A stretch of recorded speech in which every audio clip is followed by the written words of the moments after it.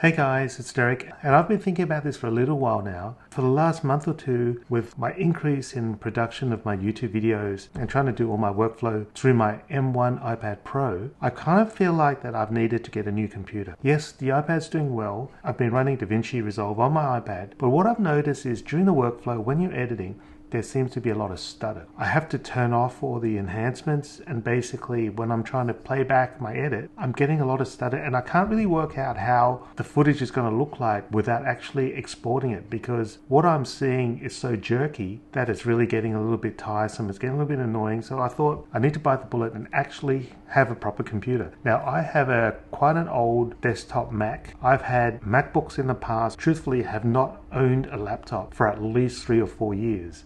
I used to have a MacBook Air and I used to have a MacBook Pro, but they're all really old, and obviously they're not going to be fast enough in this day and age to run the high-end software you need to do for video editing. Like I said, I bit the bullet. Before I went to the Apple Store, I did a little bit of research, and I figured that for about $2,200 here in Australia, I could either get a MacBook Air with 512 gigabyte storage plus 8 gigabytes of RAM, or I could get the MacBook Pro, which was similar price. They were both within $100 of each other. I could get the 13-inch MacBook Pro with the 512 gigabytes of storage and also 8 gigabytes of RAM. So then I came home and had a little bit of think about it. I did a little bit of research online, and it seems like there's an agreement amongst all the video content creators that you needed 16 gigabytes of RAM to actually have an efficient working machine. And I wasn't sure. Most people who buy laptops who don't do intensive video editing, or they don't use Lightroom and Photoshop, would easily be able to get away with either of the two laptops that I mentioned earlier. But because I do so much video editing for YouTube and other things, and because I do use Photoshop a lot, especially if I do wedding photography, I actually need a machine that's capable of doing all this stuff without a lot of lag, a lot of delay, because it's a creative thing, and the last you want to do is have the lag of a machine cause the frustration and actually make you not want to create, because you know that once you get home and you put it in post, that it's going to be a massive hassle to edit the footage or edit the pictures. So to that end, I have completely blown the budget. I did not get the MacBook Air, and I did not get the MacBook Pro 13-inch. So what's the cool thing about this is I ordered this computer at about 10 o'clock last night from the Apple website, and I paid $15. The computer came, was delivered to my house. I didn't have to leave the house. I didn't need to go to the mall before 10 o'clock this morning. So within 12 hours, I've ordered and my computer has been delivered. That is unheard of. Before this pandemic happened, this would never have happened, and you'd be waiting 2 weeks for somebody to deliver anything to your house. Everything's become so streamlined, everything's become so efficient, and this is awesome. And I would gladly pay $15 for something this expensive rather than have to go to the mall and look for parking on a weekend to pick up a computer. Thumbs up to Apple. Just before I unbox it, the reason I got this computer is, as I said, I did a lot of research, and one of the things that I've mentioned in some previous videos of mine is that if possible, if there's any chance that you're going to need higher specs than what you're planning to get, if you can in any way afford it, I would upgrade to the one that you think you might need in the future. Because the one thing that I've discovered in the past is that if you always settle in terms of tech, you're always going to regret it. If you buy the cheapest thing, or if you buy just enough that'll tide you over for right now, when you're better, when you're more experienced, when you want to explore more techniques in say 3 months, you're going to regret the hell out of the fact that you cheapened yourself when you bought the initial device. Because in my situation, I've always regretted it, and I've always ended up spending more by buying the more spec'd one anyway. And I've been kicking myself, and I promised myself that as far as I could, as long as I could financially afford it, that I would never do that again. So to that end, let's do the unboxing. Always excited when I open new tech. And it's only my 300th or so video, and I still have forgotten to bring a knife to these unboxings. And here it is.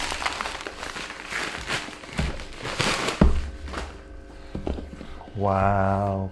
And here it is, my new MacBook Pro. It is the 14-inch. It's not the 13 that I thought I was going to get, and it wasn't the MacBook Air that I thought I was going to get. The reason I picked up this MacBook Pro rather than the two that I mentioned earlier, because it is higher spec. So it comes with the M2 processor, but it comes with the M2 Pro. And what that means is you're going to get more speed, faster rendering, and everything's just going to work smoother. And this one, I'm just going to look at the back because I'm cheating. It has a 10-core CPU and a 16-core GPU, and it's got 16 gigabytes of unified memory. The other ones do not. The other one I think is 10 and 10 or 8 and 8 plus 8 gigabytes of unified memory. So this is much more powerful than the two that I mentioned. And to go with that power, there's a significant increase in the price, unfortunately. So this computer costs about $900 more than the two I mentioned, so it's $3,200. And I know it's more than I thought I was going to spend, but the thing about it is, I think I'm going to use this, and I think I'm going to get much more enjoyment out of it because the speed's going to allow me to do stuff more smoothly. I'm going to be less frustrated, and I'm actually going to want to use it rather than something that's so slow that I'm just going to be frustrated every time.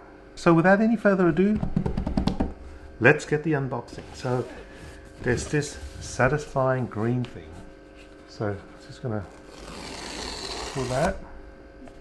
Gonna lift up the lid of this box, which I cannot do. Coming! And I can't do that because it's stuck to the other half, which I did not remove. Because there was another green arrow here, which I didn't remove, so I'm just gonna remove that. So the lid comes off, and it's a really pretty box. And here it is. Here's my new MacBook. So I'm gonna lift up this flap so the whole thing comes out. It's pretty hefty, by the way. It's really not that much heavier than the iPad Pro. This is a 12.9-inch iPad Pro with the Magic Keyboard. It comes with one of these, and inside is a MacBook Pro setup guide. I wonder if these have stickers in it. It does. Oh, cool. It has black Apple stickers. How cool is that? So it comes with a biggish power brick, which is USB-C, by the way. And this charging cable, which is MagSafe. So I'm just going to gently peel off this beautiful wrapper.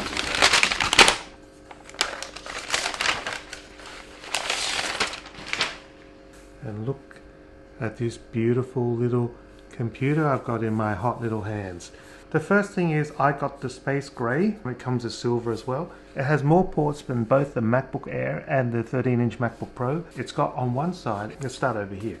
On this side it's got the MagSafe, and it's got 2 Thunderbolt ports. It's got a headphone socket here, and on the other side it has a HDMI. It's got another Thunderbolt port, and it's got a built-in SD card reader. The beautiful thing about this MacBook Pro compared to the other two that I was researching is that it's got more ports. The MacBook Air has 2 Thunderbolt ports, and the MacBook Pro 13-inch only has 1, which to me is probably not a huge deal initially because I don't connect a lot of stuff to my computer, but it's always good to have more ports. And the good thing about this one, it's got a built-in SD card reader, so you don't have to have a dongle adapter thing. One thing that I forgot to say, which is really important as well, is that if you get any of these 3 computers that I mentioned, do not get the 256 gigabyte SSD configuration, because that is so much slower than the 512 that you're going to regret it. So I'm just going to go open. Oops. Be careful, don't want to scratch it straight away. So you open it up. Oh, it already makes a sound. You've got to take this little piece of paper that covers the screen, and there you go. There's my beautiful new MacBook Pro 14-inch. So when you click that, you can pick the language, and I'm going to pick English Australia, and it says select country or region. I'm going to go to Australia. I'm going to go continue, accessibility, not now. I'm going to connect to my Wi-Fi network. So it says a software update is available for this Mac. I might just choose update later. Data and privacy, it's the same stuff you get with your iPhone and stuff when you set it up. And a migration assistant says if you have information on another Mac, you can transfer it to here. You can also apparently do that with a Windows PC. Not going to do any of those things. And then I'm going to sign in with my Apple ID. Keyboard already feels great. Now I've got to find my phone because it's one of those 2-factor verification thing, and I've got to punch in the number. It's all very straightforward. So I'm just going to agree to the terms and conditions and press OK.